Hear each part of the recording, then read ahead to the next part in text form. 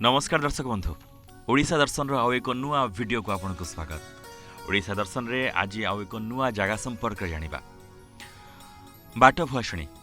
आज वीडियो बाट भुआशुणी को नहीं माँ बनदुर्गा को नहीं आपण थंबनेल रु जानि सारिथिबे। राजधानी भुवनेश्वर मात्र किछि किलोमीटर जिबा परे ही पड़िबो। जो पीठर अधिष्ठात्री देवी हेउछंती बनदुर्गा आउ बाट भुआशुणी। जातीय राजपथ कड़े जटणी गेट टिके पूर्वर ए मंदिर रही। राजस्व रेकर्ड रे जगार ना ओगालपड़ा। बहुत सुंदर मंदिर टीए पशु पशु आपण को आकर्षित करिबो। बहुत सुंदर कारुकार्य रही। माँ बनदुर्गा एवं माँ बाट भुआशुणी कहा जाउछि दुई भौणी माने। जेबे भुवनेश्वर राजधानी भाव गढ़ा जाई नथिला सेबे अंचल घंच जंगल रे भरपूर थिला। सेबेठू माँ को आविर्भाव बोली लोक दाबी करुछंती। माँ बाट भुआशुणी बहुत सुंदर।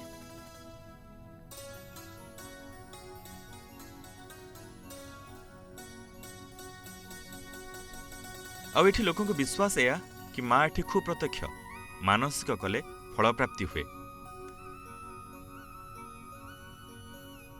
ए मंदिरर कारुकार्य एवं परिवेश आपण को मंत्रमुग्ध करिबो।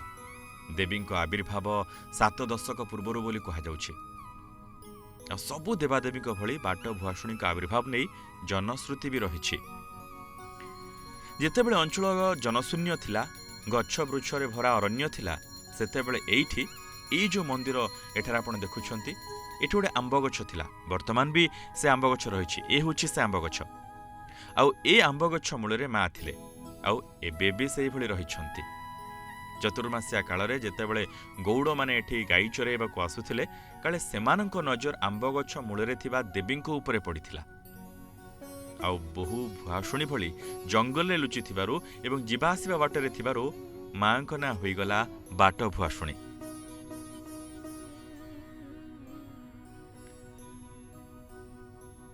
एठाकार प्रसाद विशेषत्व रही। सकाळे खिचड़ी भोग हुए, द्विप्रहर रे अन्न भात डाली खीरी, संध्यारे चकुली पिठा, रातिरे पुणी अन्न हुए।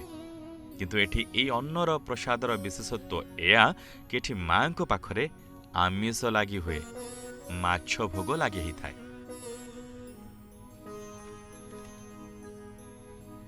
ए पीठ गोटे एमिति जगह कि चली चली जातु, कार रे जातु कि बस रे जातु, ए रास्ता रे जी भी जातु जीवा बेले आपणक मुंड आपे आपे तलकु नई आसे। बाटरे रही बाटोई मानंकु माँ एठी सुरक्षा देउछंती। विश्वास रही माँ को दर्शन करी गले यात्रा सुरक्षित हुए। एठी विवाह व्रत भोजी भात पाई भी सुजोग रही, व्यवस्था भी रही, मंडप रही, बहुत बड़ एरिया रही जे एठी आपण सबकिछि काम सुरुखुरे करि परिबे। बहुत सुंदर जगहटे। जदि केबे सुजोग मिलुछि ताले आसंतु माँ को दर्शन करंतु। ए जगह आपन को बहुत आनंद दब।